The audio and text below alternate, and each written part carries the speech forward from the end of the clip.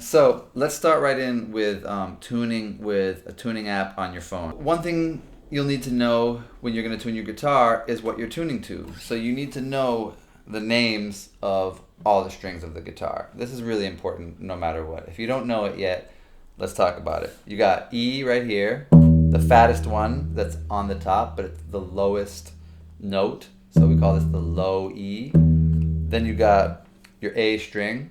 Then it's the D string, the G string, the B string, and the E string again. So there's two E strings. There are many common ways to remember this. One is Eddie ate dynamite, goodbye Eddie. When I was a kid, I think my teacher told me every angry dog goes bad eventually. I use an app called ClearTune. It's always worked for me. All right. First note, you'll remember this is the E string. So you'll see there's two parts of this tuner. The bottom half of the screen shows all the notes. You can see in context. You can see that you're in between E flat and E. E flat is a lower note than E. The top half of the app shows you how far away you are. So 0, that thing in the middle, is in tune, and then it tells you how many, it's called cents, you are away from that note. When you're tuning a guitar, you're tightening and loosening the string using these tuning pegs up here. For most acoustic guitars, clockwise is loosening, and then counterclockwise is tightening. You can hear the note going up, and you can see on our tuner that it's following along. We're going down now, clockwise down. There's no guarantee that your guitar is strung like this. It could be strung the other way. So you have to use your senses, both your ear, and you can tell with your hand which way you're going, because when you're tightening, it feels tight. And when you're loosening, you can feel that it's easier to turn that way. So you got to make sure you know what's going on with that. And hopefully your E string goes to this first peg, A string, D string, G string, B string, E string. There's no guarantee it'll be like that. Or it could be an electric guitar or even an acoustic setup like this one, where all the tuning pegs are on one side. All right, so let's do it. We are at D right now. We want to get up to E.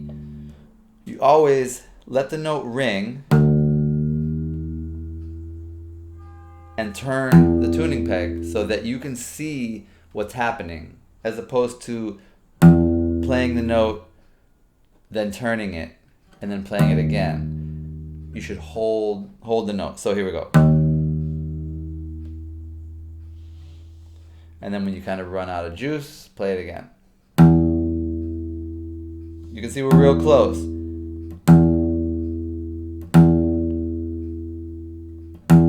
And you can see that it's wiggly.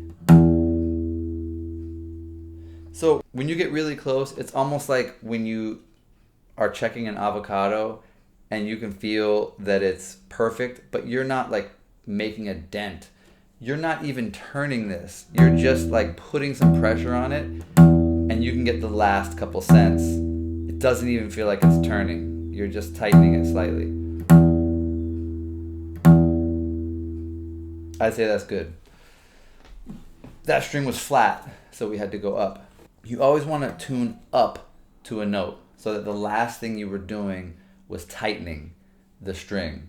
It's going to stay better that way. So if you have to tune down, which I think we'll have to do with this one, if you have to tune down, go below the note and then tune up to it. Okay? All right, so let's check this out. We're at B flat. We want to go down to A. So we want to go past it. Good. Now we're past it, and we want to tune up to it. I overshot, so I'm going to go down again. And this time go a little slower.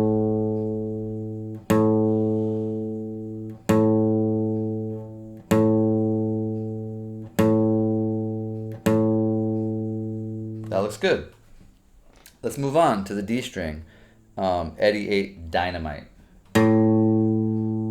my D string is an A right now.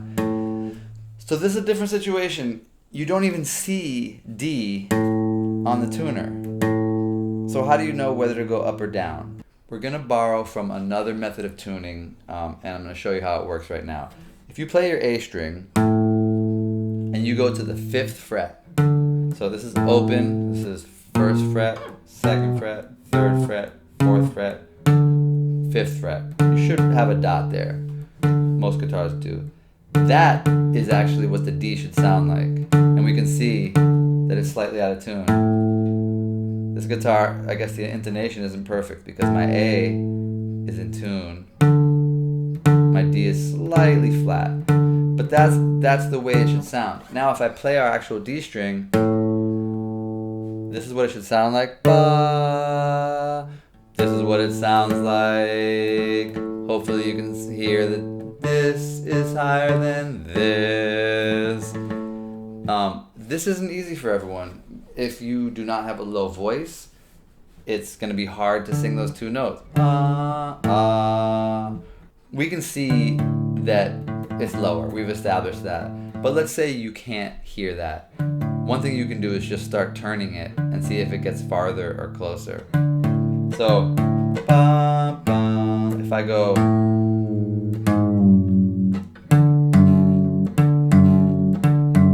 hopefully you can hear that that's farther away. If you can't, we gotta work a little bit. But, so it's lower, so let's go up. There's A flat, A, we're just climbing up the alphabet.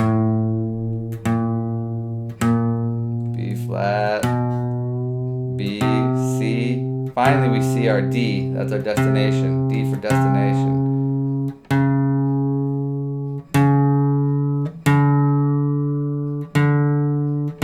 We're close, so I'm gonna really start going slow. There we are. Alright, there's our D. Let's go to Eddie 8 Dynamite, Good by Eddie. Let's go to G. This one is like the first one we did, it's flat. You can see that the G is on the right side. We need to go up to it. Find the right peg. See how the tuner moves? You can see it moving as I turn it. Oh, I'm already there, so I'm gonna go down a little bit, come up to it.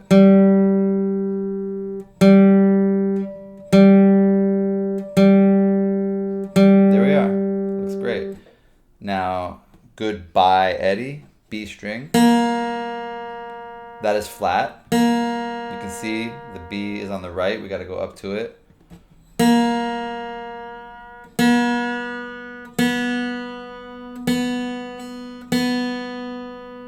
I went past it a teeny bit.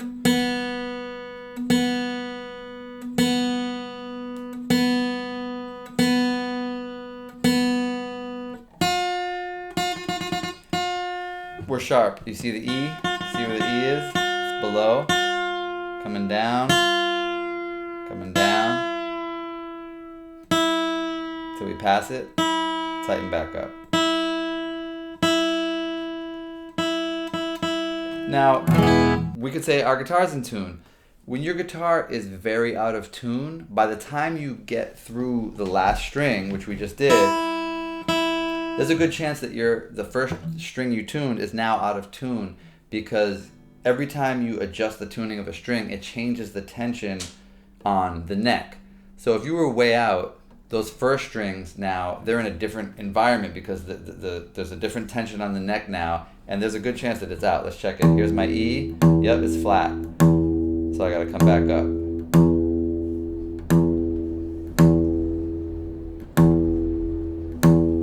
I'm gonna go through all of them. Flat. Closer. See, because these are closer. We did these not as long ago, so they stayed better.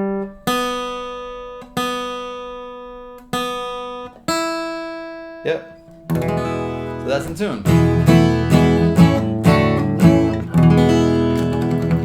Now I used a pick. It's louder. The louder the signal is, the better the tuner is going to pick it up, and the longer you have while you're tuning that signal is going into the phone. So I think it's good to use a pick. Also, just have the tuner close to your guitar. It might not be, if it's going all squirrely, like telling you something is a B and then telling you it's a D, it might not be close enough to the guitar. There might be noise in the room.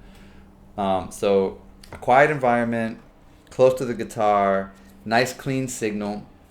One other thing I recommend, this is called a rest stroke. When you play a string,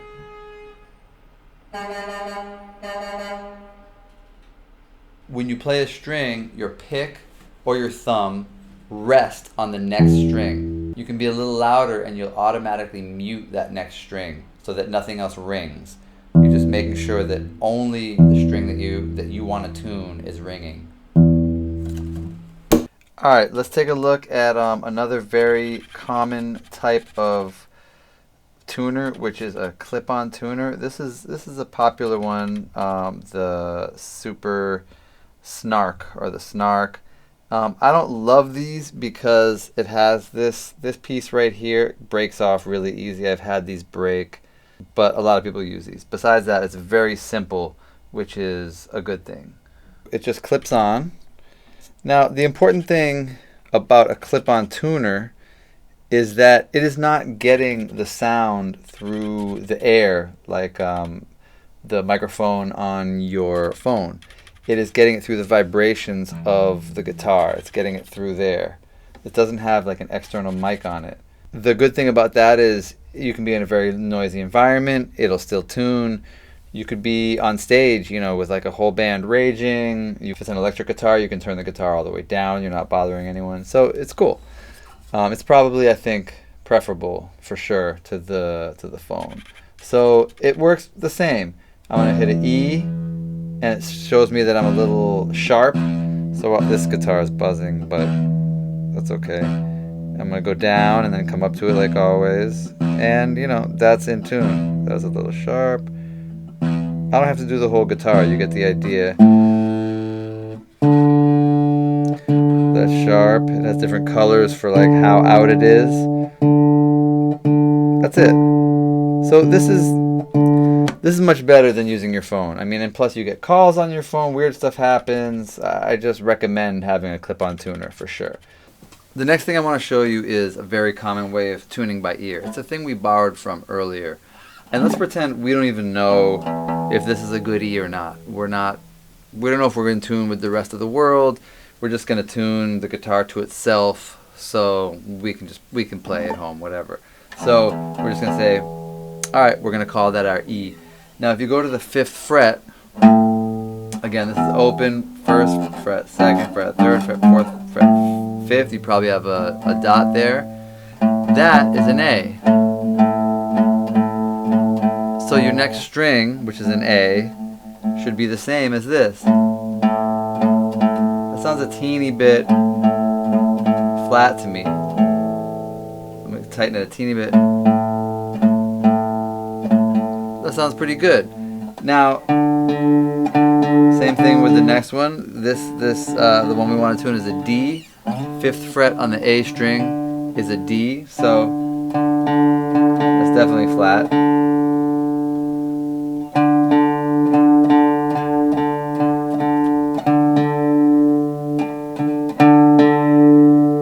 Sounds pretty good. All right.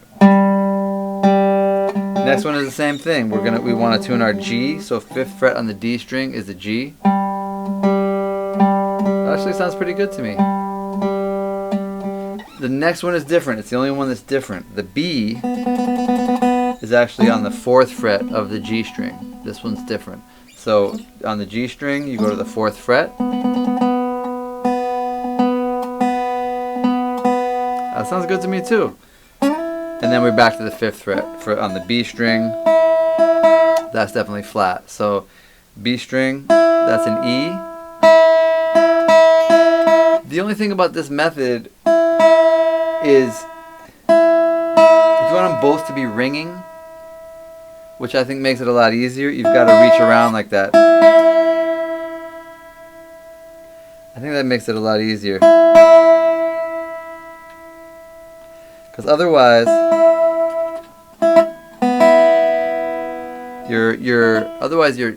as you're turning it, you let go of the original one. So we hear this. It's not ringing anymore, that first one.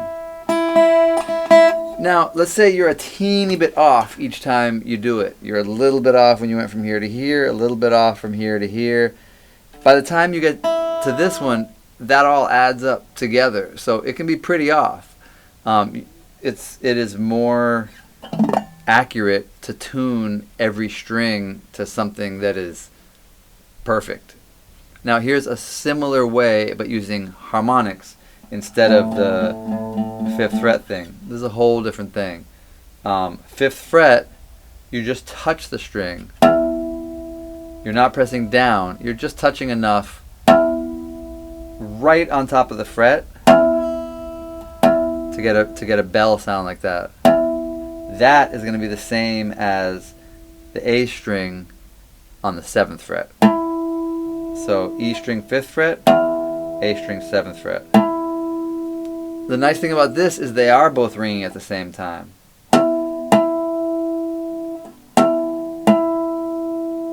So if I make it off, I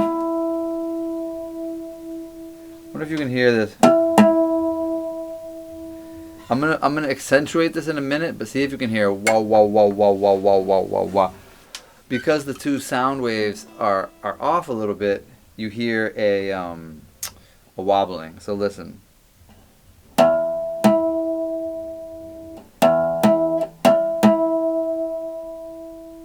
And when I tune it up, it goes away.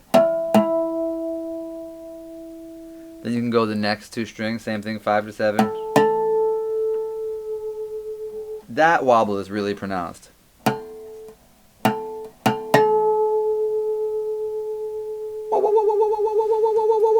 So here, watch it go away when I tune it up.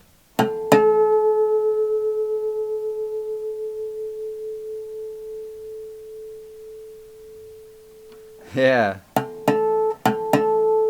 You can hear it get slower and slower. When you get to here, and this is kind of weird. I rarely even do this, but on the 4th fret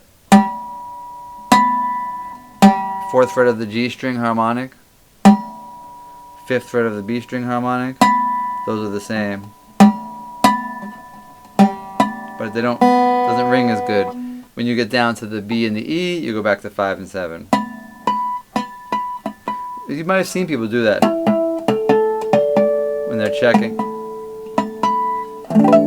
Okay, I wanted to show you this to help you get the wobble, to hear that wobble. Listen, this is, I have to do it on an octave. If you hear the snare of the drum set over there is rattling.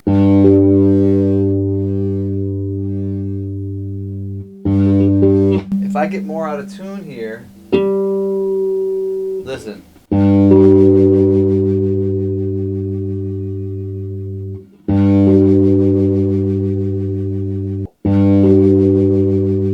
As I get closer to being a perfect octave, which is in tune, it's going to slow down.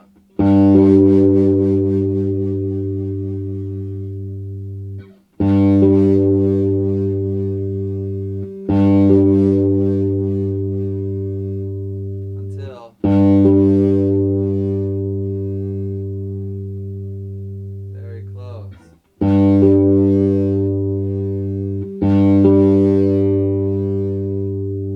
Still there. I might have gone past it. It's pretty in tune. It really shows you that when you play music, you are vibrating the air, you're vibrating things around you. Like that snare, that's someone's eardrums. Beyond being in tune, just thinking about music as a physical thing that is affecting people's bodies. We are moving the air. We're moving molecules when we play music. So when you play it well, it makes sense that people literally feel it. All right, the last thing I want to talk about is the tuning fork. This is a really cool old school way to tune. You vibrate this thing, you could hit it against your hand, you could hit it against your head or your knee. You don't really hear anything until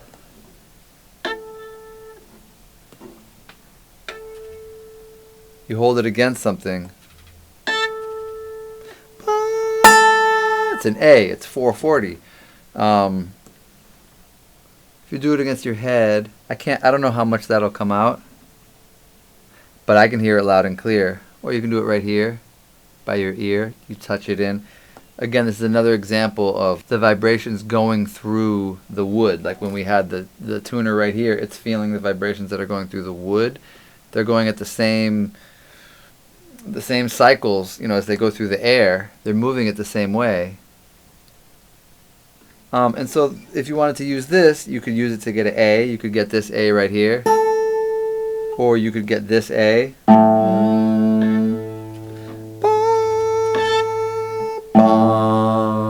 And then tune the rest of your guitar to that. It's really good for your ear instead of an app or a clip-on tuner. Alright, one more way to tune is if there's someone else with an instrument that is in tune. It could be a guitar. It could be a keyboard. Here's this Fender Rhodes. That's my E right there. You got to know what an E is on a piano. I have other tutorials about what everything is on a piano, and that's great to know. But you'd go one by one. You'd listen to that. Then you'd go to an A. This is so rattly, sorry.